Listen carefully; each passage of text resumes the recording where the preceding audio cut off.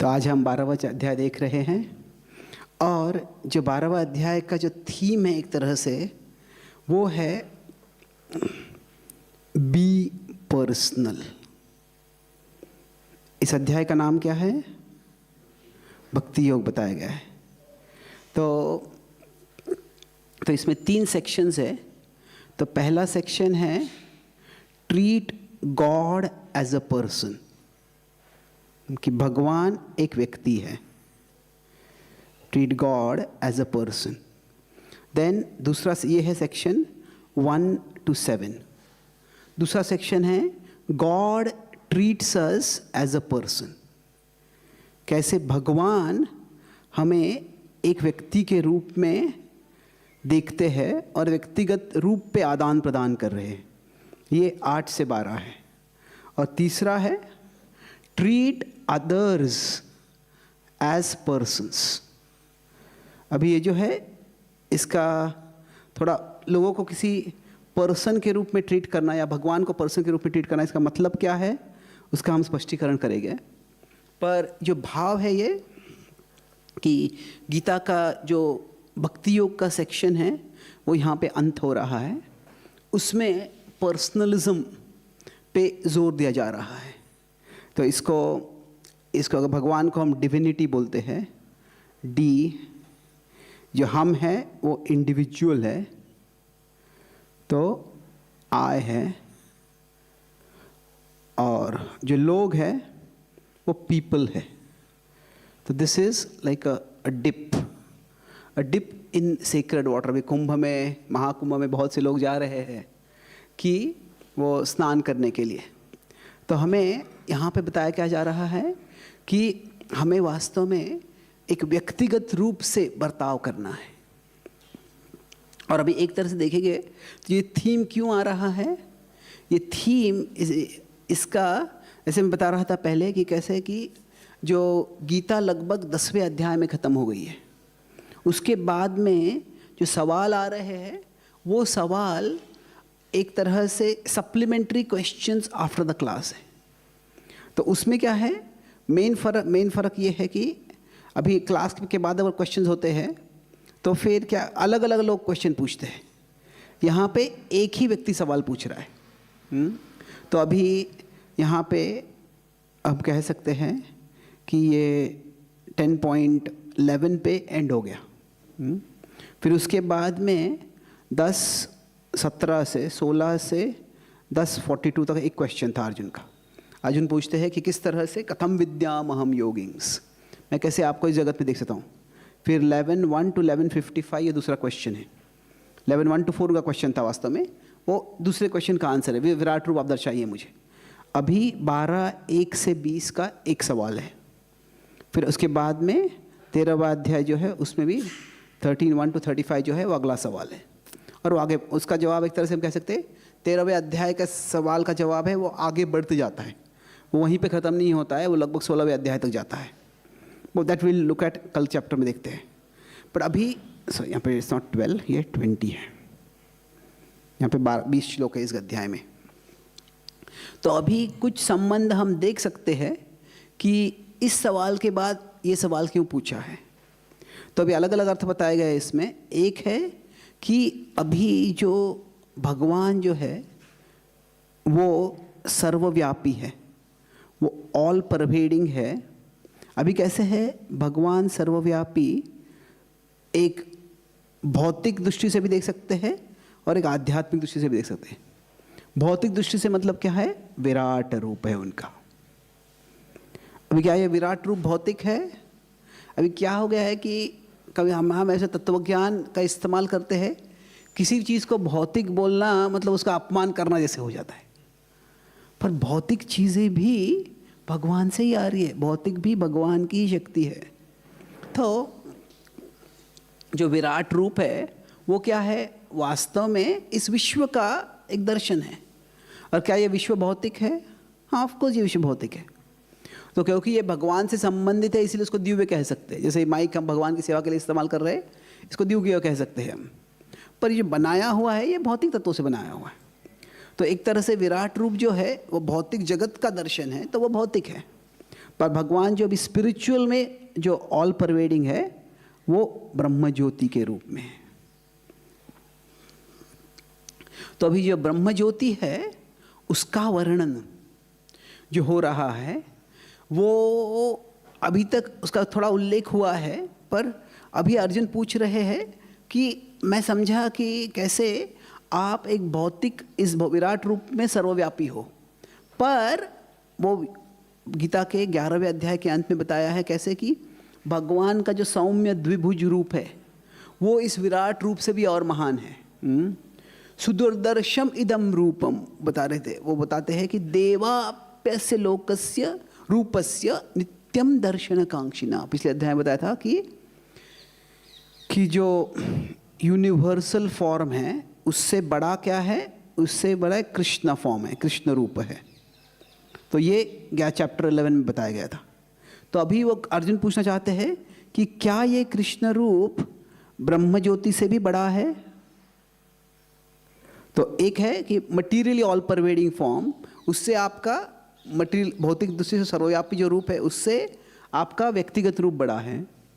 तो क्या जो एक आध्यात्मिक दृष्टि से सर्वव्यापी है क्या उससे भी आपका व्यक्तिगत रूप बड़ा है? ये सवाल है। तो ये एक तरह से पिछले अध्याय और इस अध्याय में लिंक है।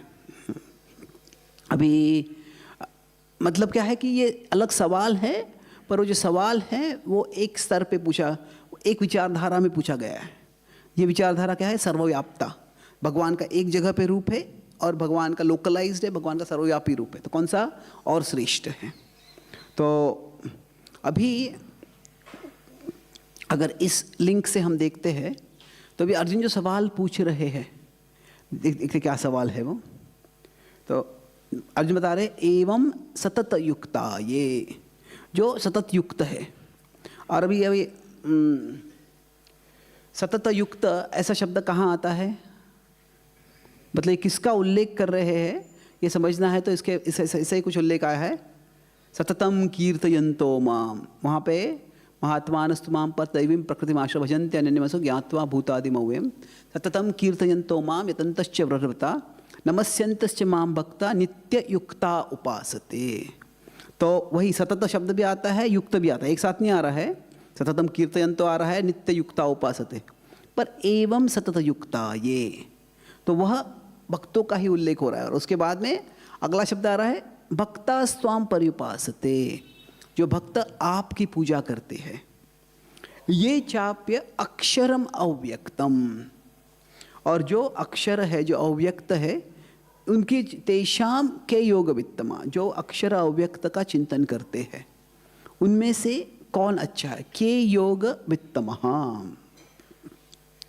अभी योग में, योग मतलब जिनका संबंध जुड़ा हुआ है। वित्तमः मतलब उत्तमा, वित्तमा ऐसे शब्द है कि सब और अच्छा किसका संबंध है। तो अर्जुन ये नहीं पूछ रहे कि ये बुरा है और वो अच्छा है, बोले दोनों अच्छा ही है, पर उनमें से और अच्छा कौन सा है। तो अभी ये श्लोक है ये एक तरह से अक्षर अव्यक्त क्या है इसके भी आचार्यों ने अलग अलग अर्थ बताए हैं। रामानुचार्य बोलते हैं एक तरह से कि ये अक्षर अव्यक्त जो है वो आत्मा है। अभी जो आत्मा का उल्लेख आता है देखिए दूसरे अध्याय में, तभी ऐसे ही शब्द आते हैं, अव्यक्तो यम अचिन्त्यो यम अविकार्यो यम उच्यते। तो अव्यक्त उल्लेख आता है, अक्षरम ब्रह्म परमम जो पहले आया है वहाँ पे भी आत्मा का ही उल्लेख आ रहा है, वो 8वें अध्याय में है। तो वो इस अध्याय को बेसिकली वो जो इम्पर्सनल है मायावाद जो है या अद्वैतवाद जो है उसका संदर्भ लेते ही नहीं है। वो बोलते हैं अर्जुन, क्योंकि वो कह रहे कि उनका विचारधारा ऐसे है कि वास्तव में कृष्ण ने वो इम्पर्सनल पे ज़्यादा जोर दिया ही नहीं है अब तक। तो इसलिए अर्जुन को वो सवाल पूछने की ज़रूरत ही नहीं है। अर्जुन सवाल क्या पूछ रहे हैं कि भक्ति योग और कर्म योग इनमें कौन सा बेहतर है। क्योंकि क्या है, आत्मा पे चिंतन करके व्यक्ति क्या करता है, ये समझता है कि मैं आत्मा हूँ तो वो कर्म योग करेगा। तो अभी आत्मा पे चिंतन करके ज्ञान योग भी कर सकते थे। इसलिए जो रामाचार्य बता रहे हैं वो कॉन्ट्राडिक्टरी नहीं है। तो ये कहने का उल्लेख क्या है, अर्जुन जो सवाल पूछ रहे हैं,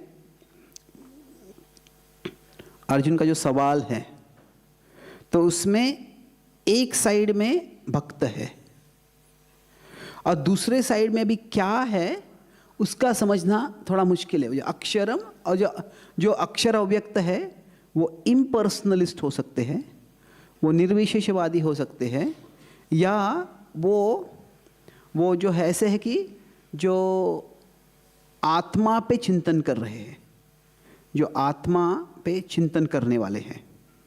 तो भी आत्मा की तो उपासना नहीं होती है, इसलिए उपासना यहाँ पे वो शब्द नहीं है। उपासना ये शब्द किसके लिए आ रहा है? ये भक्तों के लिए आ रहा है। ये चाप्य अक्षरम अव्यक्तम, तो ये करने वाले साधारणतः कर्मयोगी होते हैं। तो ये उल्लेख आएगा चैप्टर 2 से।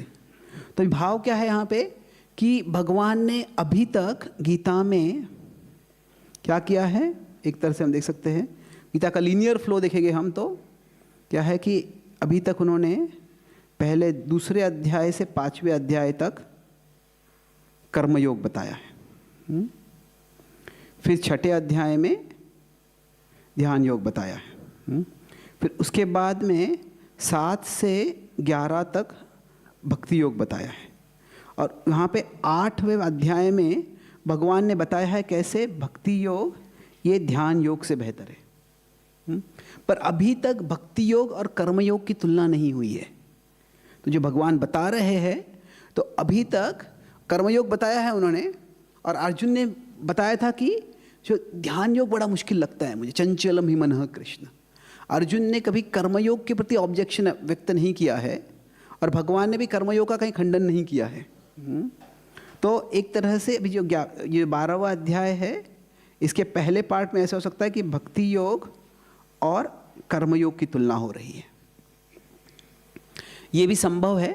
पर पॉइंट यहाँ पे ये है कि हम एक कर्मयोग की तुलना करते हैं तो उसमें क्या लॉजिकल ये है, कर्मयोग में व्यक्ति का कर्म पे जोर है। जैसे मैं बताया था कोई जेल में है और जेल से बाहर निकलना महत्वपूर्ण है, तो जेल से बाहर निकलने के क्या करना है, आपको जेल में पूरा जेल के रूल्स को फॉलो करना है। पर जेल के रूल्स में फॉलो करते हुए जेल को अटैच नहीं हो जाना चाहिए। अरे मेरा जेल में ये कमरा है, जेल में मुझे सबसे बड़ा गैंगस्टर बनना है।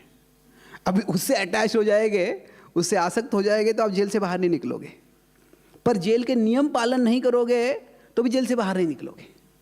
तो जो कर्मयोग का भाव है ना कि आप कर्म करो पर फलों से आसक्त ना हो, वो बेस्ट हम समझते हैं अगर हम समझेंगे कि ये जगह जेल है तो उसमें सारे नियमों का पालन करना है, बहुत जिम्मेदारी से जो जेल में व्यक्ति कैदी है उसको रहना है, किसी भी नियम का उल्लंघन नहीं करना है। पर कर्मयोग में क्या है, उसके बाहर क्या है, कौन है जेल के बाहर, वो महत्वपूर्ण है। जेल से अभी बाहर निकलना है वही महत्व, तो कर्म वही महत्वपूर्ण है। तो कर्मयोग जो है वैसे कि प्रिजनर कमिंग आउट और वांटिंग टू कम आउट, वो उसका भाव है। तो एक है कि कर्म करो, कर्म बड़ी जिम्मेदारी से करना है, पर दूसरा है आसक्ति भी रखनी है। आसक्ति नहीं रखनी है, क्या करना है हमें, विरक्ति रखनी है। तो अभी जेल से बाहर आके क्या करना है, जेल के बाहर आके राजा कौन है उसकी ज़्यादा परवाह नहीं, वो बाद में देखेंगे हम। पर भक्ति योग में क्या है कि मैं हाँ जेल में हूँ मैं, पर जो राजा बाहर है उसका राजा यहाँ पे भी है, उस राजा से मैं संबंध जोड़ता हूँ। तो अगर मैं राजा को प्रसन्न करता हूँ तो राजा मुझे जेल से बाहर निकालने में मदद कर देगा। तो वह भाव आगे आता है जो श्लोक में आएगा, तेषाम हम समुद्धरता, जो श्लोक बताते हैं। तो क्या है कि अभी इसमें भी जो बी पर्सनल, हाँ कोई भी राजा होगा, मुझे नियम पालन करना है, नियम करके बाहर निकलना है। तो कभी क्या होता है कि कोई ट्रैफिक के रूल्स फॉलो कर रहा है, कोई ट्रैफिक का पुलिसमैन कौन है उसको देखते भी नहीं है, सिर्फ ये ग्रीन है रेड है चलो निकलो। पुलिस में कुछ इंटरेस्ट नहीं है, हमको रूल्स फॉलो करने हैं पर पुलिस में कोई इंटरेस्ट नहीं है। तो वैसा भाव वो नहीं रखना है, भगवान बोलते। आप समझो कि आपको केवल इस जेल से, भौतिक रूप जगत के जेल से बाहर नहीं निकलना है, आपको केवल आत्मा को बंधन से मुक्ति नहीं लानी है, आपको मुझसे प्रेम करना है। तो treat me as a person, जो मुझे आप, मेरी आप पूजा करो, तो मुझसे आप एक संबंध जोड़ने का प्रयास करो। तो कर्मयोग और भक्ति योग, अगर वो तुलना यहाँ पे हो रही है तो कर्मयोग क्या है, सिर्फ फ्री फ्रॉम जेल, वह भाव है। भक्ति योग में क्या है? Free for love. क्या है? मुझे फ्री होना है, पर फ्री क्यों होना है? ताकि मैं भगवान से प्रेम करूं, भगवान से प्रेम करो। और भक्त को भौतिक जगत से आध्यात्मिक जगत में क्यों जाना है? एक कारण कह सकते हैं कि जगत में बहुत दुख है, इससे निकलना है बाहर, पर वास्तव में भक्त का भाव होता है कि मुझे भगवान की सेवा करनी है। और ये जगत में इतनी सीमाएं हैं, हमारा शरीर कभी साथ नहीं देता है, जगत में विरोध होता है। तो हमें फ्री फॉर लव मतलब जो सीमाएं इस जगत के होती है, उन सीमाओं से मुक्त होकर मुझे भगवान की सेवा करनी है। Free for love without material limitations. जो भौतिक लिमिटेशंस होते हैं, वो लिमिटेशंस के बिना मुझे भगवान की सेवा करनी है। यह भक्त का भाव है। तो ये एक तुलना होती है। और ये तुलना होगी तो हम देख सकते हैं, उस श्लोक पे हम जाते हैं अभी। विल कम बैक, जो निर्विशेषवाद से देख रहे हैं तो उसको देखेंगे हम जल्दी से, पर ये श्लोक देखते हैं। यहाँ पे भगवान क्या बता रहे हैं? तेषाम अहम समुद्धरता। मैं, जो मुझसे प्रेम में संबंध जोड़ने का प्रयास करता है, उसको मैं उद्धार करूँगा। किसी को राजा से कोई संबंध नहीं है तो ठीक है, तुम नियम पालन करो, नियमों से तुम छूट जाओगे। अगर तुम जेल में नियम पालन करोगे तुम ठीक हो जाओगे, तुम फ्री हो जाओगे। पर जो सही में राजा से संबंध जोड़ रहा है, वो क्या, राजा को प्रिय हो जाएगा तो राजा खुद मदद करेगा कि मैं इसको भी बाहर लेके आऊँगा। तो अभी अमेरिका में एक सिस्टम होता है कि जब भी एक प्रेसिडेंट जाता है, दूसरा प्रेसिडेंट आता है, तो एक प्रेसिडेंट जाते के पहले लोगों को पार्डन कर सकता है। उसको प्रेसिडेंशियल पार्डन्स कहते हैं। मतलब किसी ने कुछ गलती की है, किसी ने कुछ गुनाह किया है, जो प्रेसिडेंट रिटायर होते हुए क्या है, ऐसे मर्सीफुल मूड में होता है, तो फिर जिसको चाहिए वो माफ़ कर देता है।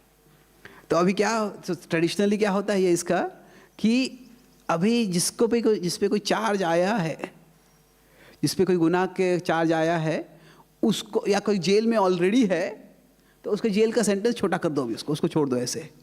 पर अभी क्या, कई बार उसका दुरुपयोग होता है। तो अगर एक प्रेसिडेंट को लगता है कि अगला प्रेसिडेंट जो आएगा वो मेरे सपोर्टर्स को कुछ फॉल्स केस में डाल देगा, तो अभी क्या हो गया है, वो किसी पे, वो जेल में नहीं है, किसी पे कोर्ट केस नहीं है, कुछ भी उस पर और गुनाह नहीं है, पहले उसको पार्डन कर देते। मतलब क्या है, अभी अगला प्रेसिडेंट उसके खिलाफ कोई कोर्ट केस करेगा ही नहीं। पर ये क्या है, ये दुरुपयोग है। बट द पॉइंट है कि कैसे है कि राजा जो अभी डेमोक्रेसी है, फिर भी उसमें प्रेसिडेंट जो नॉर्मल लीगल प्रोसेस है उसमें थोड़ा इंटरफियर करके वो एक्सीलरेट कर सकता है, कुछ को और तेज़ी से कर सकता है। तो ऐसे ही भगवान बता रहे हैं, कर्मयोग मतलब क्या है, नॉर्मल लीगल प्रोसेस से आप कर्म बंधन से मुक्त हो जाओ। भक्ति योग मतलब क्या है, भगवान बता रहे, अगर आप मेरे प्रिय बन जाते हो, तेषाम अहम समुद्धरता, मैं उनका उद्धार करता हूँ मृत्यु संसार सागरात, इस जो जगत है इसके बहु सागर से। और कैसा, कब करूँगा, भवामी न चिरात पार्थ, जल्दी करूँगा, जल्दी हो जाएगा। किसके लिए, मही आवेशित चेतसाम, जो मुझ में अपना मन लगा रहे हैं। तो इसी साथ में दोहराते हैं श्लोक, तेषामहम समुद्धरता, सॉरी ओके, आपको यह, तेषामहम समुद्धरता मृत्यु, ओके साथ में कर सकते हैं, तेषामहम समुद्धरता मृत्यु संसार सागरात, भवामि न चिरात् पार्थ मयि आवेशित चेतसाम। तो ये एक तरह से भगवान बता रहे यहाँ पे, ये इसका विश्लेषण, ये लॉजिकल एक तरह से क्यों है, क्योंकि क्या है कि भगवान ने कर्मयोग से तुलना अभी तक नहीं की एक्सप्लिसिटली। और दूसरा है कि भगवान यहाँ पे जो दूसरा ऑल्टरनेटिव है उसको बुरा नहीं बोलते हैं, मुश्किल बोलते हैं पर बुरा नहीं बोलते उसको। तो ये भक्ति योग कर्मयोग से अच्छा है। ये एक विश्लेषण होता है। अभी प्रभुपाद जी और हमारे संप्रदाय के जो आचार्य है, खास करके प्रभुपाद जी, वो इसको निर्विशेष ब्रह्म के बारे में लेते हैं। तो वो हम थोड़ा समझने का प्रयास करेंगे। अभी जो अद्वैतवाद है, इम्पर्सनलिज्म जिसे हम कहते हैं, उसके दो कैटेगरीज हैं। इम्पर्सनलिज्म जो है, क्या दो इसके दो विभाग क्या है, किसी को पता है? ब्रह्मवाद और मायावाद। तो अभी ब्रह्मवाद और मायावाद, इसमें फ़र्क क्या है? अभी इसका ऐसे क्लियर कैटेगराइजेशन, ऐसे कहीं शास्त्रों में अच्छा ये व्यक्ति ब्रह्मवादी है, ये व्यक्ति मायावादी है, ऐसा कैटेगराइजेशन एक्सप्लिसिटली शास्त्रों में नहीं है वो, पर एक तरह से हम वो संदर्भ से समझ सकते हैं। अभी क्या है, एक है यहाँ पे साधक है कोई, और इधर पर्सनल है, इधर इम्पर्सनल है। अब ये पर्सनल डिविनिटी जो है, मतलब भगवान एक व्यक्ति है और भगवान जो भगवान नहीं, परम सत्य जो है वो व्यक्ति नहीं है, वो अव्यक्त रूप में है। तो अगर ये दोनों में चुनाव करना है और कोई कहता है कि ठीक है मुझे इधर, मुझे ये, मैं इसको प्रिफर करता हूँ, मेरा मन इसकी ओर जाता है, तो क्या है, वो कह रहे हैं कि हाँ जो व्यक्ति भी सत्य है, अव्यक्त भी सत्य है, पर मैं अव्यक्त को प्रेफर करता हूँ। तो ये कोई प्रेफर करता है तो ये है ब्रह्मवादी। ये ब्रह्मवादी क्या है, वो अभी इनमें से कौन सा क्या इम्पर्सनली ऊंचा है, बोले मेरे लिए ऊंचा है, ये मेरा आकर्षण इसकी ओर है, मुझे यहाँ जाना है, मुझे जाके लीन होना है एक तरह से। तो अभी ये कई कारणों से हो सकता है। कभी कभी लोगों को रिश्तों में बहुत परेशानी हो जाती है, रिश्तों से बड़ा भय हो जाता है, और उसका कोई भी रूप है उससे आकर्षण हो जाते हैं तो मोह में पड़ जाते हैं, इसीलिए मुझे ये रूप के झंझट में पड़ना ही नहीं है कुछ।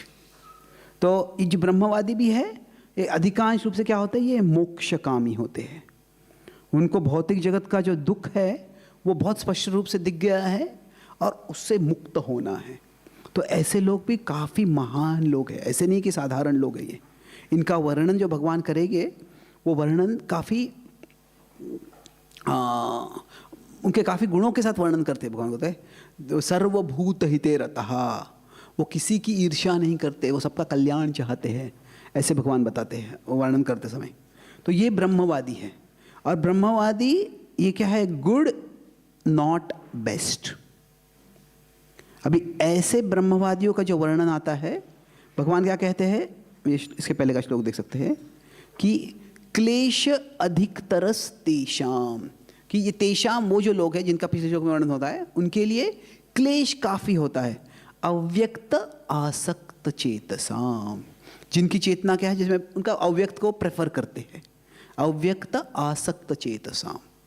और क्या है, क्यों क्लेश काफ़ी है, क्योंकि अव्यक्ता ही गतिर दुखम, ऐसे मार्ग में प्रगति करना, उसकी ओर जाना दुखम मुश्किल है। देहवद भैरवाप्यते, जब कोई भी देहधारी व्यक्ति है कि हमारा शरीर है, हमारा व्यक्तित्व है, हम संबंध रखते हैं, तो हमें कार्य करना है, हम कार्यशील होते हैं। तो अगर किसी को बोला है किसी से संबंध मत रखो, किसी चीज़ से आकर्षित मत हो, कोई कार्य मत करो, तो फिर क्या करेंगे, क्या बड़ा मुश्किल होता है ये। अभी कुछ समय के लिए अगर हम बहुत परेशान हो गए हैं लोगों से, तो कोई हमसे मिलने आता है, जस्ट लीव मी अलोन, मुझे अकेला छोड़ दो बोलेंगे। अभी ठीक है, हम चाहते तभी मुझे अकेला छोड़ दो, पर लोग हमको परमानेंटली अकेला छोड़ देंगे। अरे नहीं, मुझे अभी अकेला छोड़ो, परमानेंटली नहीं। कैसे, अभी वो 1-2 घंटे के लिए, 1 दिन के लिए अकेला छोड़ दो, परमानेंटली हम अकेला नहीं छोड़ना चाहते। तो क्या है कि जो सब रिलेशनशिप्स को रिजेक्ट करना, वो एक रिएक्शनरी आइडिया होता है। रिएक्शनरी मतलब क्या है, कोई परिस्थिति का रिएक्शन होता है, सब कुछ छोड़ दो, पर वो कोई परमानेंट सोल्यूशन नहीं है। वो जो परमानेंटली वैसे करना चाहता है उसके लिए वो बड़ा मुश्किल होता है। तो ये भगवान कहते हैं अच्छा है, क्योंकि ये भी मोक्ष चाह रहे हैं, और भगवान कहते हैं ते प्राप्नुवन्ति मामेव, वो मुझे प्राप्त करेंगे। तो कैसे प्राप्त करेंगे, वो जिस रूप में चाहते हैं, ये था माम प्रपद्यन्ते, जिस तरह से जिस भाव में लोग मुझे शरण करते हैं, उस भाव में मैं उनको सामने प्रकट होता हूँ। तो ये लोग निर्विशेष जो ब्रह्म है उसको प्राप्त कर लेंगे। पर इसके विपरीत है मायावादी। तो अभी मायावादी जो है, मायावाद समझना, हम मायावाद का खंडन करना काफ़ी आसान है, उसको समझना एक्चुअली मुश्किल है। तो कई बार कहते हैं कि हम मायावादी कहते हैं कि हमें भगवान में एक होना है। तो एक गुरु अमेरिका में गए थे, वो बोले कि इसके पहले बहुत से गुरु यहाँ पे आए, वो कहते हैं कि मैं भगवान हूँ। बोले मैं वैसा सत्य आपको बोलने के लिए नहीं आया हूँ, मैं तुम्हें ये सत्य बताने के लिए आया हूं कि तुम भगवान हो। मैं भगवान है, तुम भगवान हो। तो अभी ये जो है, ये हम बोलते मायावाद क्या है कि हम सब भगवान हैं, और फिर मायावाद का हम जोक करते कि क्या है, क्या आप परम सब, आप सब कुछ नियंत्रण कर सकते हो, क्या आप भगवान हो। तो अगर आप किसी सही में जो मायावादी तत्वज्ञान पता है उसके पास जाओगे, वो कहेंगे कि ये आर्ग्यूमेंट करेंगे, बोले तुमको मायावाद का एबीसी भी पता नहीं है। बोलेगे कोई मायावादी नहीं कहता है कि हम भगवान हैं या हमको भगवान, हम भगवान बनने वाले हैं। तो ये क्या है, ये जैसे क्या हर फिलॉसफी में डिविएशन होता है, तो जो शंकराचार्य का मायावाद है उसका भी डिविएशन हुआ है। तो जो नियो मायावाद है, नियो मायावाद वो क्या, बहुत नियो मतलब नया, तो नियो मायावाद जो है वो ओवर सिंप्लीफाई हो गया। वो कहते हैं कि हम सब भगवान हैं, हम सब एक है, हम सब परम सत्य है। पर जो मायावाद और यहाँ से जो नियो मायावाद आया है, नियो मायावाद बहुत शब्दों का खेल मायावाद भी शब्दों का खेल करता है, पर जो नियो मायावाद है क्या है, वी आर गॉड और वी विल बी गॉड। और प्रभुपाद जी अधिकांश रूप से जब बंगाल में थे तभी ये मायावाद ही प्रचलित था, तो इसी का प्रभुपाद जी खंडन करते हैं। पर जो मायावाद था, ओरिजिनल मायावाद शंकराचार्य ने बताया था, और फिर उसको एक तरह से ओवर सिंप्लीफाई कर दिया, बहुत इतना सिंपल कर दिया कि वो डिस्टॉर्ट हो गया। तो अभी ओरिजिनल मायावाद क्या है वो अगर समझते हैं तो वो क्या कहते हैं कि ब्रह्मन ही इकलौता सत्य है, ब्रह्म ये परम सत्य है। और फिर जब ब्रह्म ये सत्व से मिलता है तो क्या आता है, तो जगदीश जो भगवान है उनका प्रकटीकरण होता है। जब ब्रह्मन है वो रजस से मिलता है तो क्या प्रकट होता है, जीव प्रकट होता है। और जब ब्रह्मन तमस से मिलता है तो क्या प्रकट होता है, जगत प्रकट होता है। तो क्या कहते हैं कि अभी परिस्थिति क्या है, जो जीव है वो जगत से आसक्त है, तो ये आसक्ति बहुत बुरी है। तो इस आसक्ति को तोड़ने के लिए जीव को क्या करना चाहिए, जीव को क्या कर, यहाँ पे जगदीश से आसक्ति जोड़नी चाहिए। तो वो भी अधिकांश रूप से वो जनसाधारण लोगों को बोलते हैं कि तुम्हें भक्ति करना अच्छा है, पर तो जब आप भगवान से आसक्ति करोगे, जगदीश से आसक्ति करोगे, उससे तुम समझोगे कि ये जगत मोह है और ये जगत के बंधन से तुम मुक्त हो जाओगे। पर उसके बाद में तुम ये समझोगे कि जीव भी मोह है और जगदीश भी मोह है, तो केवल ब्रह्म ही सत्य है। तो जब वो कहते हैं ब्रह्म सत्य जगन मिथ्या, जगन मिथ्या मतलब जीव भी मिथ्या है और ईश्वर भी मिथ्या है। तो वो कहते हैं कि कभी प्रभुपाद जी उनको बोलते थे ये एथीस्टिक है, बोलते हैं वी आर नॉट एथीस्टिक, वो खुद को बोलते हैं वी आर ट्रांसथीस्टिक, हम भगवान के परे जाते हैं। जो भगवान की संकल्पना है वो कहते हैं ये क्या है, कम बुद्धि वालों को भगवान की जरूरत होती है। जो सही में बुद्धिमान है वो भगवान क्या है, उनका भाव होता है कि गॉड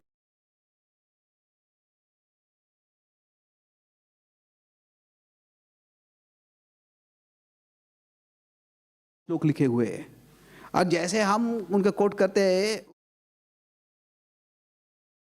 ऐसे उन्हें शिव जी के लिए भी श्लोक लिखे हुए, ऐसे नहीं कि केवल गोविंद के लिए श्लोक लिखे उन्होंने। तो उनका भाव क्या था कि ये सारे जो अनेक रूप है, पंचोपासना उनसे शुरू हुई थी कुछ हद तक, तो क्या है कि ये सारी भक्ति करके फिर तुम्हें एक होना है। अभी ये ट्रेडिशनल अद्वैतवाद है। अभी इसमें क्या है,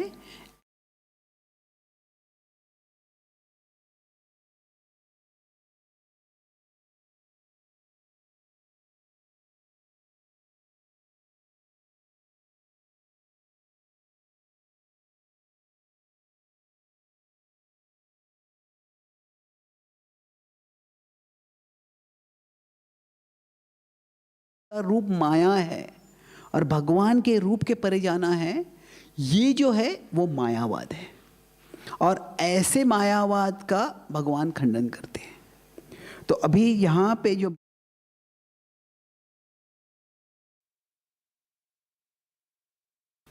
ये ब्रह्मवाद का उल्लेख है, तो यहाँ पे जो भगवान बोलते हैं वो भी आएंगे मेरे पास, वो का सॉरी 5वें श्लोक तक। तो ये जो है यहाँ पे भगवान बोलते हैं ये भी आएंगे मेरे पास। जो मायावादियों का उल्लेख है वो 9वें अध्याय के 11वें और 12वें श्लोक में आता है। तो वो कहते क्या है वो श्लोक, मोघाशा मोघ कर्माणो अवजानन्ति माम मूढ़ा, जो श्लोक है वो मायावादियों का उल्लेख है। तो यहाँ पे मायावादियों का बिल्कुल उल्लेख नहीं हो रहा है। ओके, तो पर भगवान बोल रहे हैं कि आप मुझे एक व्यक्ति के रूप में मेरे पास आओ आप, और अगर आप मेरे व्यक्ति के रूप में मेरे पास आओगे तो मैं भी एक व्यक्तिगत रूप से तुम्हारे जीवन में मैं मदद करूँगा, मैं इंटरवीन करूँगा तुम्हें मदद करने के लिए। ये अद्वैतवाद का क्या भाव है वो, और अद्वैतवाद को कैसे खंडन करना है उसका बड़ा विषय है, पर we are not going to go into that. हम 12वें अध्याय में जो चर्चा हो रही है उसके बारे में चर्चा कर रहे हैं अभी। तो पहला क्या था, डिविनिटी इज अ पर्सन, हमें भगवान को एक व्यक्ति के रूप में पूजना है। तो उसके बाद भगवान बोलते हैं कि जो 8 to 12 श्लोक है उसमें भगवान बोलते हैं कि I treat you as a person.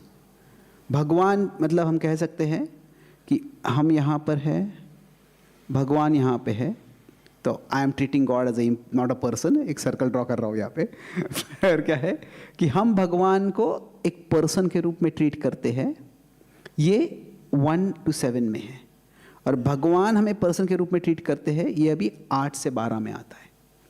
तो यहाँ अभी किसी को पर्सन बोलना, किसी को व्यक्तिगत रूप से बातचीत करना या व्यक्ति के रूप में ट्रीट करना, उसका मतलब क्या है? उसका मतलब समझना कि हर एक व्यक्ति अलग है। अभी कोई व्यक्ति बिल्कुल अभी हमसे बड़े मधुरता से बात करता है और हमको लगता है इतना मधुर व्यक्ति है, फिर बाद में उनका एक पालतू कुत्ता होता है उससे भी उसी मधुर में बात करता है।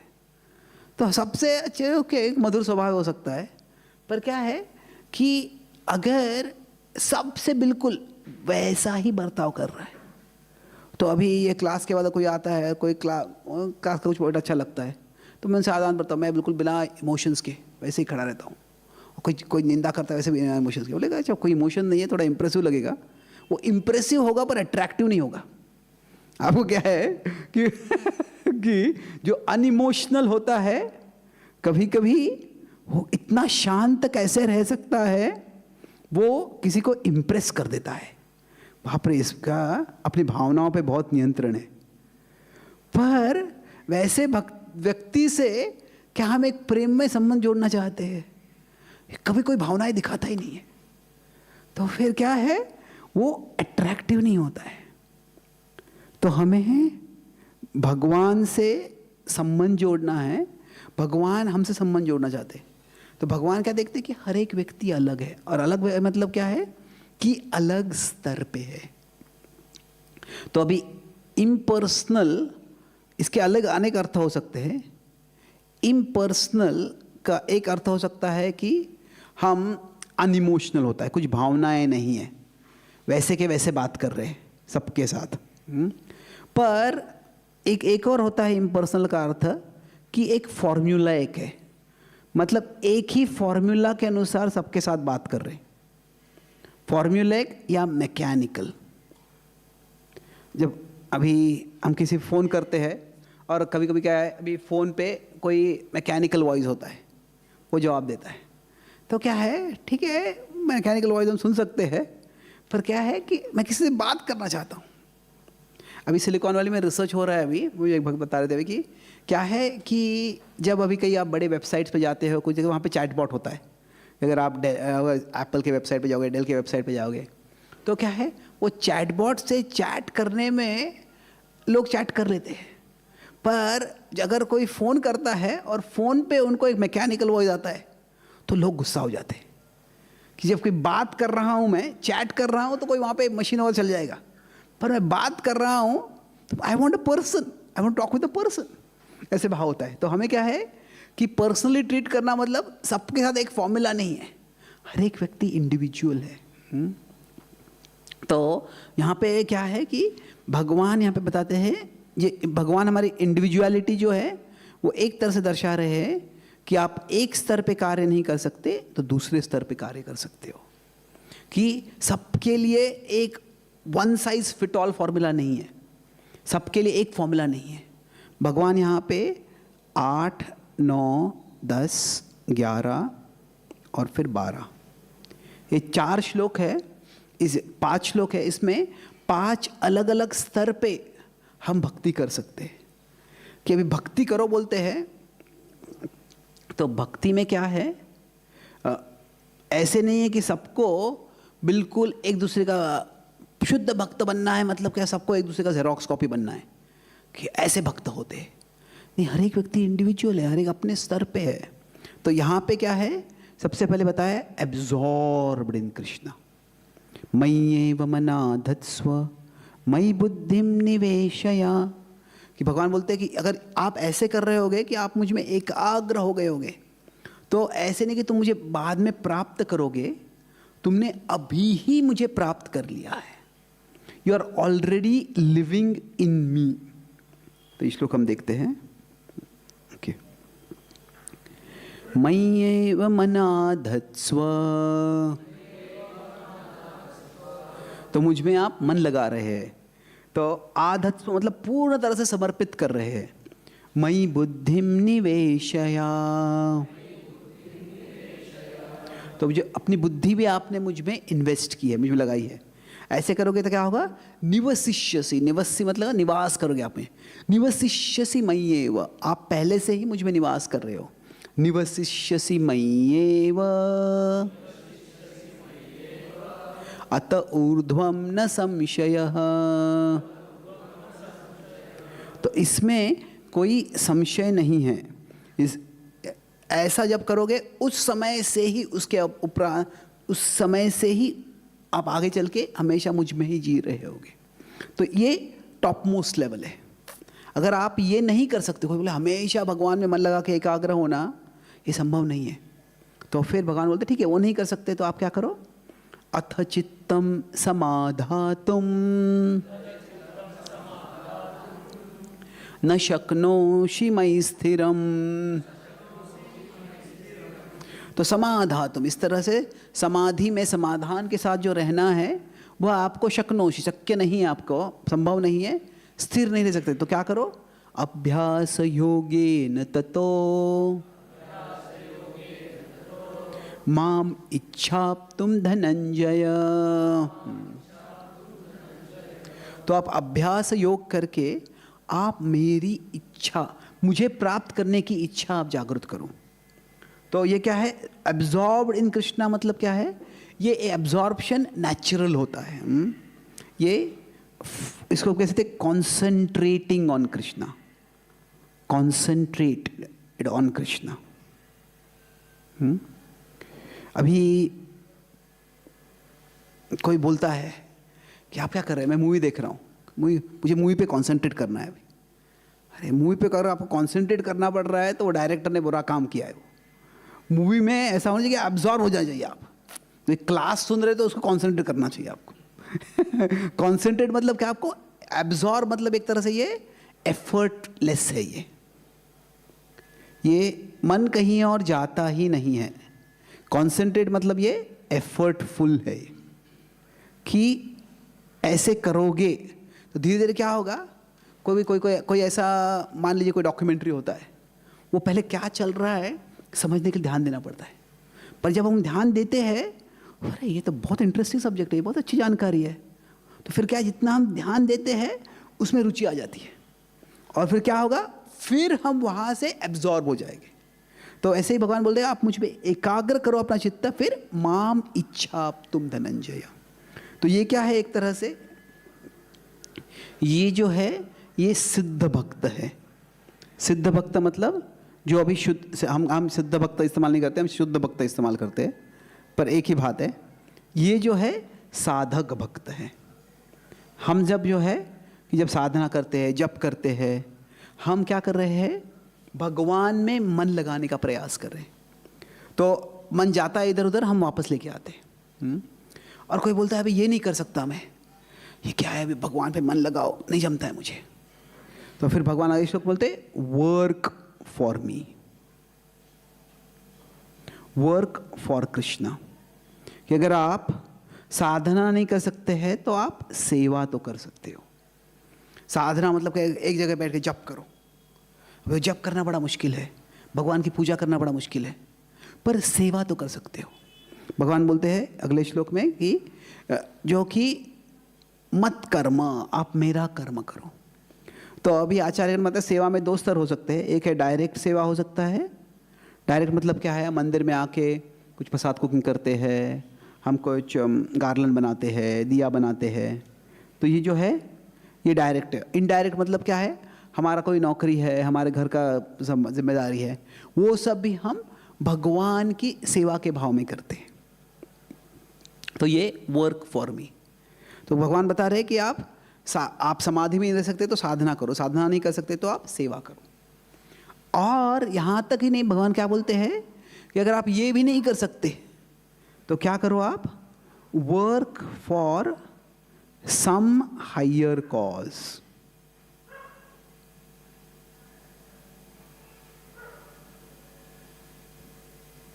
किसी ऊपर के स्तर के लिए कार्य करो, मतलब स्वार्थी रूप से कार्य मत करो। आप सोचो कोई राष्ट्र सेवा करना चाहता है, कोई समाज सेवा करना चाहता है, तो क्या है, कम से कम वो खुद के भोग के लिए सेवा नहीं कर रहा है। तो ऐसे भगवान अलग अलग स्तर बताते हैं। अब जो 12वां श्लोक है वो काफ़ी कॉम्प्लिकेटेड है, उसमें जाऊंगा नहीं मैं अभी,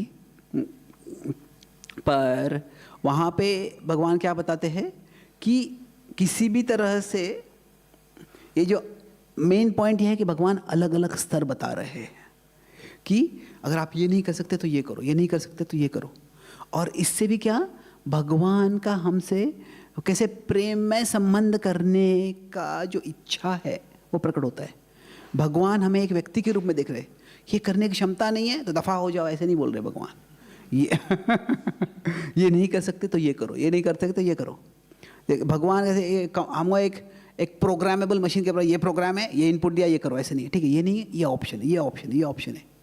तो हमें भी, हम देखते हैं प्रभुपाद जी ने प्रचार किया तो अमेरिका में जो थे जो लोग, वो सब कुछ समर्पण करके प्रभुपाद जी की सेवा में आ गए।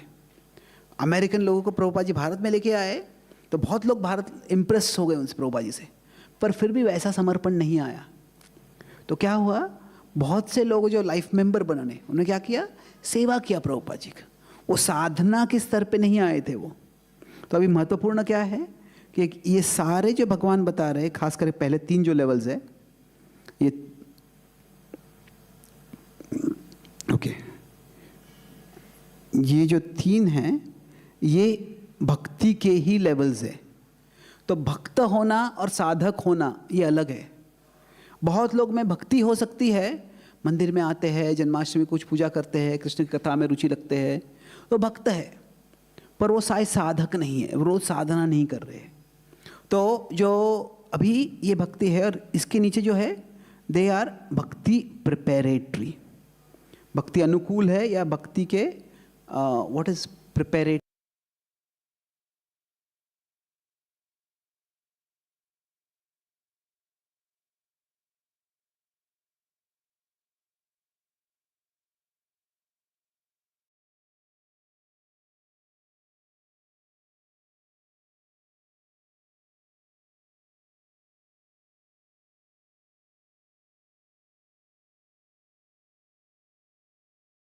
इतनी कृपा कर रहे, तुम इतना भी नहीं कर सकते। अगर तुम इतना नहीं करोगे तो ये कलयुग बहुत घनघोर है, ये कलयुग के प्रभाव से तुम नरक में ही जाने वाले हो।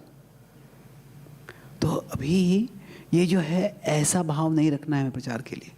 आप ये नहीं कर सकते तो ये करो, ये नहीं कर सकते तो ये करो, मल्टीपल ऑप्शंस देने, किसी न किसी तरह से हम लोगों को कनेक्ट कर। ये ट्रांजिशन होता है, ये भगवान बोल रहे कि मैं तुमको भी ये ऑप्शन दे रहा हूँ, ये नहीं कर सकते तो ये करो, ये नहीं कर सकते तो ये करो, ये नहीं कर सकते ये करो। तो अभी एक तरह से अर्जुन जो है वो इस स्तर पे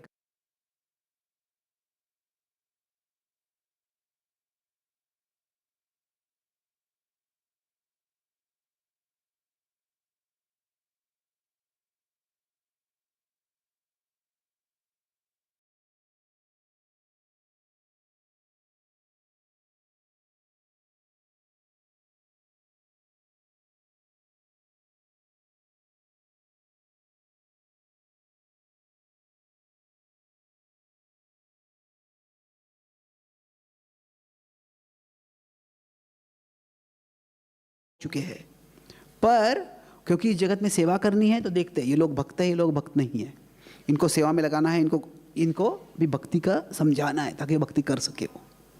तो इस तरह से अर्जुन प्रैक्टिकली उनका चेतना 8 के लेवल पे हो सकता है, जो मय्य मन आदत स्व, पर व्यवहारिक रूप से वो भगवान का कर्म कर रहे हैं। तो ये हो जाने के बाद आखिरी आता है कि जैसे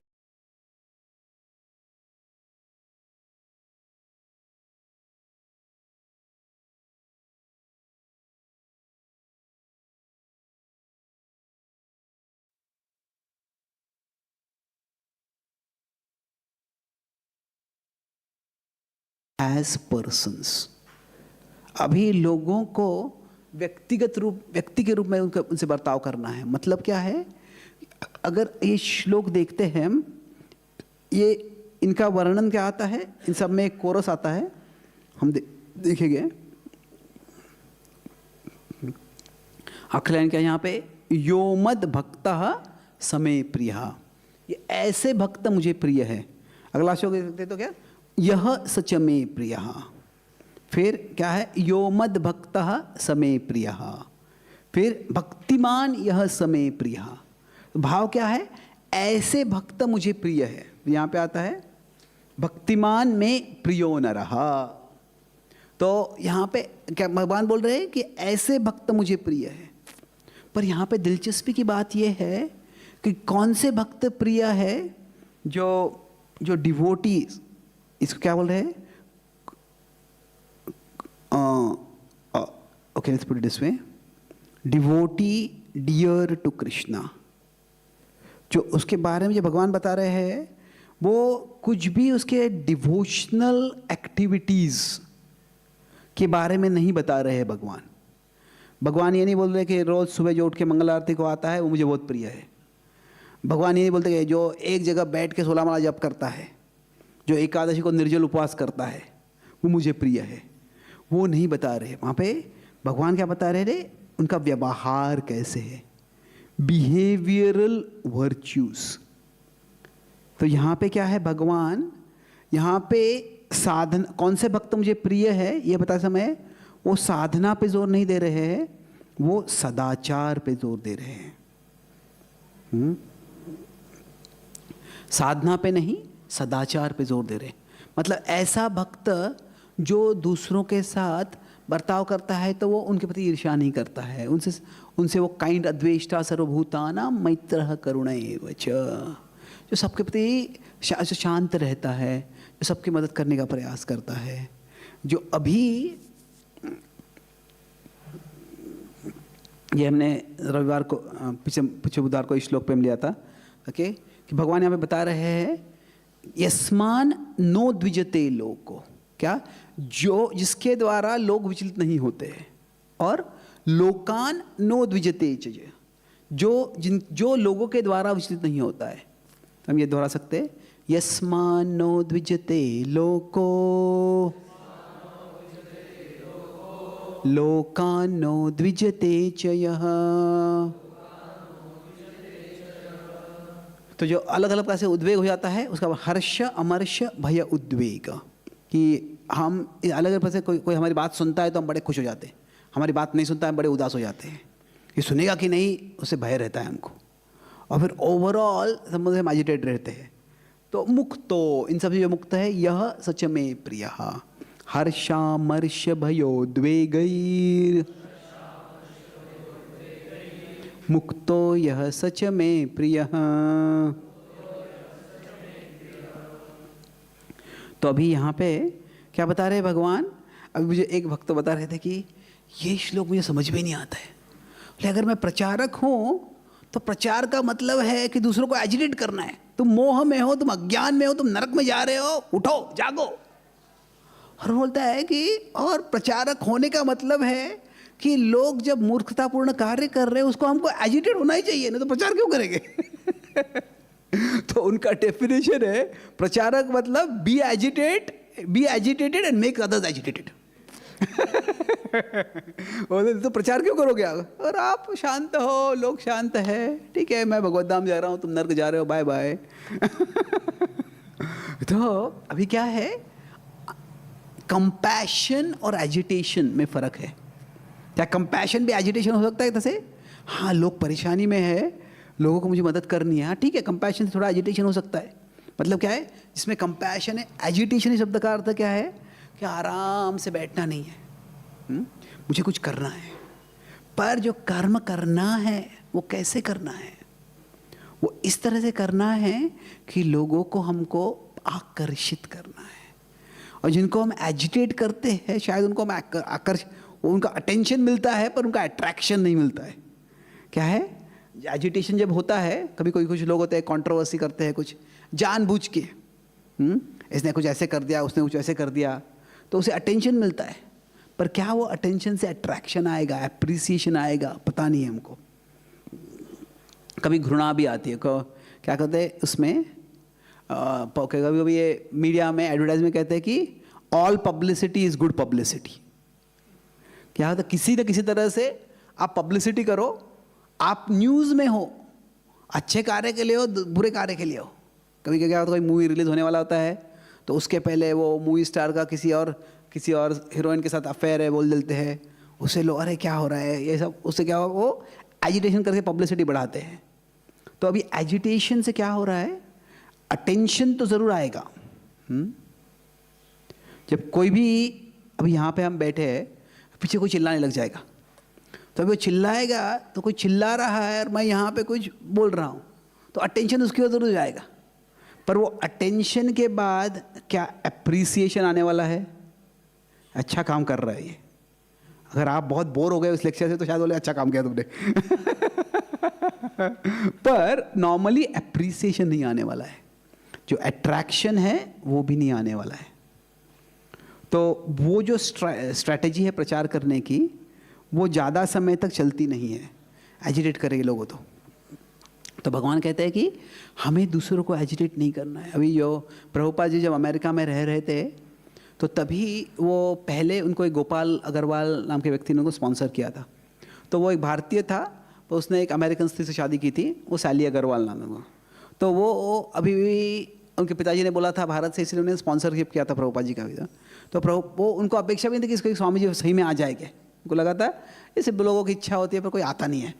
कि उस समय अमेरिका में जाना आसान नहीं था, 30-40 दिन जहाज़ में रहना, और बहुत से लोग बोलते जाना है पर कोई हिम्मत नहीं करता था। तो उन्होंने पहले से 4-5 लोगों के लिए स्पॉन्सर किया था लेटर, कोई आया ही नहीं था।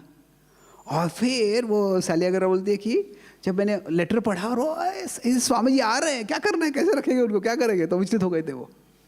तो फिर क्या हो गया, तभी जब प्रभुपाद जी उनके घर में रह रहे थे तो एक तरह से प्रभुपाद जी तुरंत देख लिया कि ये इनको भक्ति में रुचि नहीं है। ओ ठीक है, एक ऑब्लिगेशन के रूप में उन्होंने मुझे यहाँ पे लाया है, उनके घर में रख रहे। और वो मांस भी खाते थे, यहाँ तक कि वो काऊ फ्लेश जो होता है बीफ भी खाया करते थे। और उनके पास एक ही फ्रिज था, तो प्रभुपाद जी अपना जो भोग बनाते थे वो उसी फ्रिज में रखना पड़ता था। और उसको थोड़ी समझ थी कि वो बोले कि Swami ji I am sorry पर मेरे पास एक ही फ्रिज है, हम क्या कर सकते। और प्रभुपाद जी ने क्या बोला, थिंक नथिंग अबाउट इट, विचार मत करो, तुम चिंता मत करो। तो वो लिखती है वहाँ पे कि मेरे घर में बहुत से गेस्ट आए थे, but Swami ji was the easiest guest I have ever had. ऐसा उनका कोई डिमांड था ही नहीं। बोलते थे कि वो खुद अपना खाना पकाते थे, और फिर बोलते कि अगर मुझे उनके साथ, अभी क्योंकि हमारे घर में कोई गेस्ट आए तो उनका थोड़ा समय बिताना चाहिए, तो फिर क्या होता है उनको निगलेक्ट होता है। तो होता है कि स्वामी जी को अगर मैं उनको एंटरटेन नहीं कर सकती, उनको समय दे सकते थे, स्वामी जी सिर्फ अपना चैंटिंग करते थे, वो अपने ग्रंथ लिखते थे, तो ही वॉज सेल्फ सेटिस्फाइड। तो अगर मान लीजिए हम भक्त किसी के घर में जाते हैं, तो हम जब उनके घर से वापस जाएंगे तो क्या वो बोलेंगे this was the easiest guest in my life. मेरे घर में आए थे, बोलेंगे ये ऐसे गेस्ट टफेस्ट गेस्ट थे, ये डिमांड थी, ऐसे कुक करो, ये मत करो, यहाँ पे आवाज़ मत करो, वो मत करो। अभी कुछ कुछ हमारे भक्ति के लिए ज़रूरी है, बट पॉइंट ये है कि भक्त जो है दूसरों को एजिटेट नहीं करना है हमको। यस्मान नो दुजते लोको लोकान नो दुजते चया। तो ये जो है सदाचार की बात हो रही है। तो खास करके पाश्चात्य देशों में और भारत में भी विचारधारा है ये कि धर्म के प्रति थोड़ा नकारात्मक भाव आता है। कई लोग बोलते हैं I am spiritual but not religious, मैं आध्यात्मिक हूँ पर मैं धार्मिक नहीं हूँ, लोग बोलते हैं। तो क्यों बोलते हैं? उनको लगता है धर्म बहुत संकीर्णवादी है, वो इनटॉलरेंट है, हिंसक है। तो ऐसे लोगों को आकर्षित करना है तो क्या है? तो जो यहाँ पे प्रिंसिपल है, don't tell me what you believe, show me how you behave.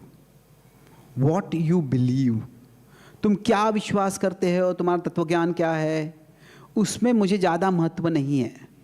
अलग अलग लोगों का अलग अलग तत्वज्ञान हो सकता है, बट मैं क्या देखूंगा? हाउ यू बिहेव, तुम बर्ताव कैसे कर रहे हो, वह जनसाधारण लोगों के लिए महत्वपूर्ण है।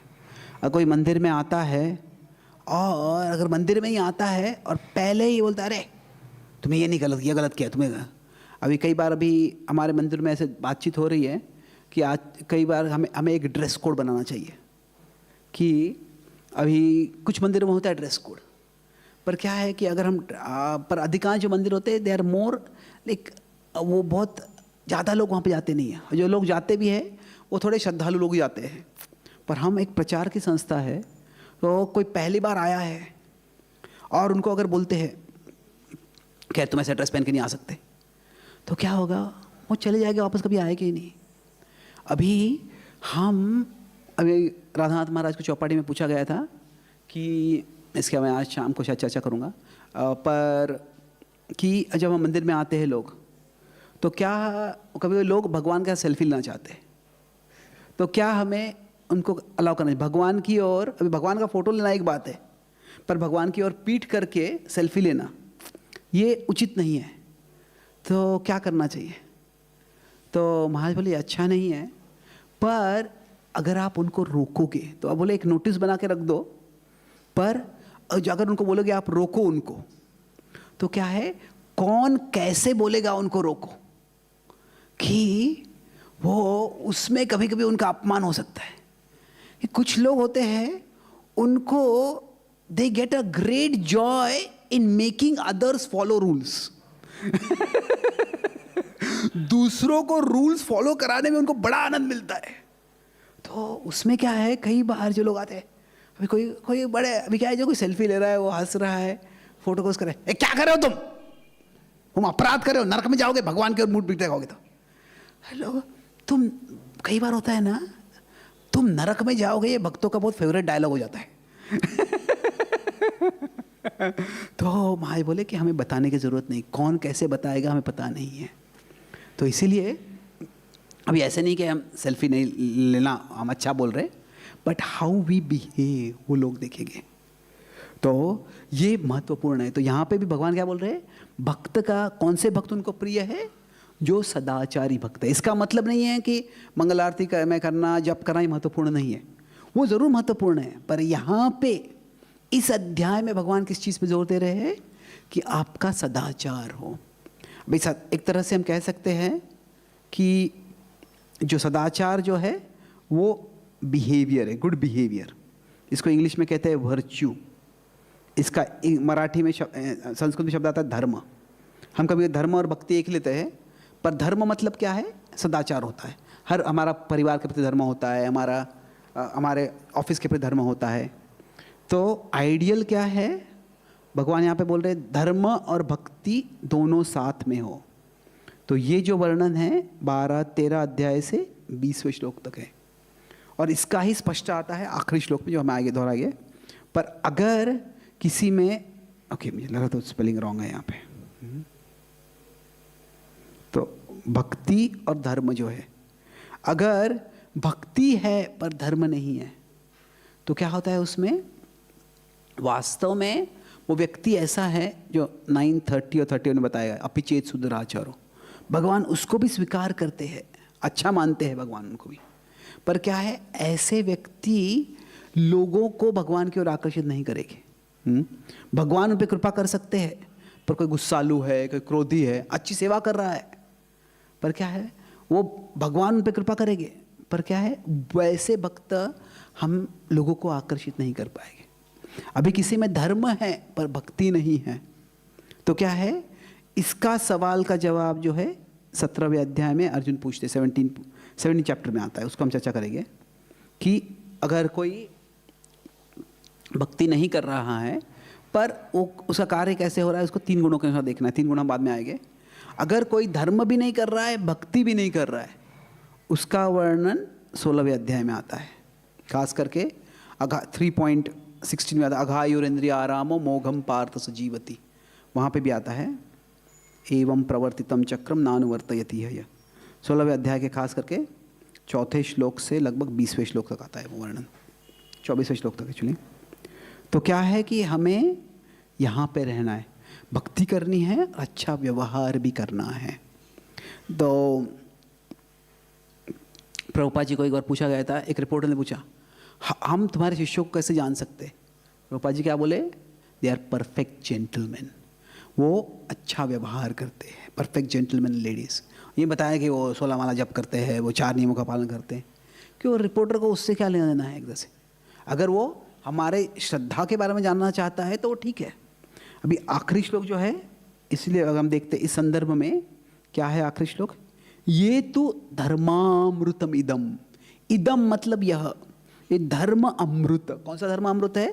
जो यहाँ पे एक तरह से जो सदाचार का वर्णन है उसके बारे में है ये वर्णन। यथोक्तम पर्युपासते, तो ऐसे सदाचार का व्यवहार करते हुए अगर कोई मुझे उपासना करता है, पर्युपासते श्रद्धाधाना मत परमा, तो केवल सदाचार करना महत्वपूर्ण नहीं है, सदाचार है तो उसका श्रद्धा है मुझ में और मैं उनके जीवन का सर्वोच्च उद्देश्य हूँ। तो ऐसे भक्त भक्तास्ते तीव में प्रिय, अतीव भगवान बहुत प्रिय है मुझे से बताते हैं। तो इस श्लोक के साथ हम अंत करते हैं, साथ में दोहराते हैं ये तो धर्मामृतमिदम, ये तो ओके साथ में करना है, समझ में आया? Okay, let's do it together. ये तो धर्मामृतमिदम यथोक्तम पर्युपासते श्रद्धाना मत्परमा भक्तास्ते त्रीव में प्रियः।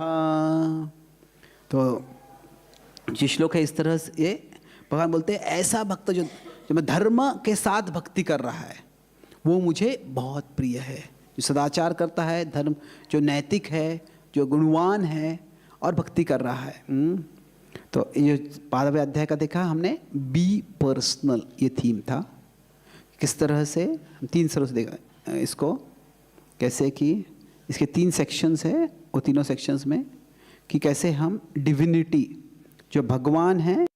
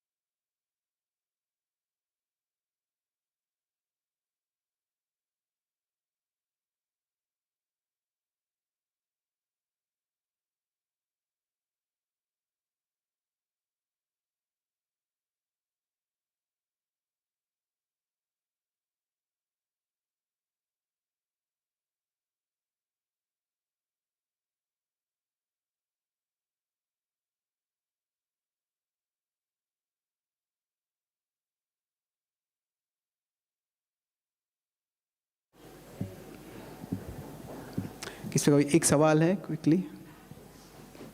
Okay Thank you, Prabhuji, for the class. So, let me check my understanding. In Mayavad philosophy, you told that in order to remove the asakti of Jeev towards Jagat, Jeev performs bhakti to Jagadish. Once the Jeev becomes mature enough, then no need to perform bhakti. Correct. So, in that way, Jagat, Jeev and Jagadish all are Maya, and you have to go beyond the Jagadish and to become one in impersonal Brahman. So, that day when we are talking, you are saying Ramanujacharya told that soul is Vishnu. And the body of the Vishnu is the universe, they consider. You told. मैंने वो नहीं बताया कि soul is not Vishnu, वो उपमा है. जैसे हमारे शास्त्रों में अचिंत्य भेदाभेद में उपमा क्या है? सूर्य और सूर्य की रोशनी है. तो जो जीव है और जगत है वो भगवान की एनर्जी है. तो जो डिफाइनिंग मेटाफर है, जीव विष्णु नहीं है. वहाँ पे बता रहा था कि आत्मा विष्णु नहीं है. वैसे आत्मा और शरीर का जैसे संबंध है, वैसे भगवान और सारे एग्जिस्टेंस का संबंध है. तो भगवान जो आत्मा चेंज नहीं होती है पर शरीर बदलते रहता है, वैसे ही भगवान बदलते नहीं है पर जगत बदलते रहता है. तो वो डिफाइनिंग मेटाफर है. वो ऐसे नहीं कि जो आत्मा विष्णु है. What the change made by Ramanujacharya in this philosophy, Prabhuji? Like why it made us Vishishta Advaita, then special Advaitavad. So this Mayavad we understand, and what changes made which made special Advaitavad there in the next philosophy? There is oneness, but there is difference within the oneness. अद्वैत है पर अद्वैत में भी कुछ भेद है. There is absolute oneness and there is qualified oneness. मतलब क्या है कि जीव और भगवान एक है. कैसे है? एक है पर वो एक, जैसे प्रभुपाद जी बोला करते थे कि वो प्रेम के संबंध में एक है. कोई पुरुष स्त्री का लड़का लड़की एक दूसरे प्रेम करते हैं तो वो बोलेंगे we two are one. तो इसका मतलब नहीं कि दोनों एक बन गए शरीर में. वो क्या है? वो एक हमारा भाव एक समान है. तो क्वालिफाई करते हैं वननेस इज देयर, क्योंकि एकत्व का बहुत उल्लेख आता है उपनिषदों में. पर क्या है? एकत्व का ही उल्लेख नहीं आ रहा है, और भी चीज़ों का उल्लेख आ रहा है. तो बोलते हैं कि एकत्व सत्य है, पर क्या एकत्व ही परम सत्य है? उसके एब्सोल्यूट वननेस है वो? नहीं, और भी है कुछ, और उसका वर्णन वो करते हैं. Okay, thank you. Will talk later. कोई सा सवाल है? बहुत बहुत धन्यवाद. श्रीमद् भगवद गीता की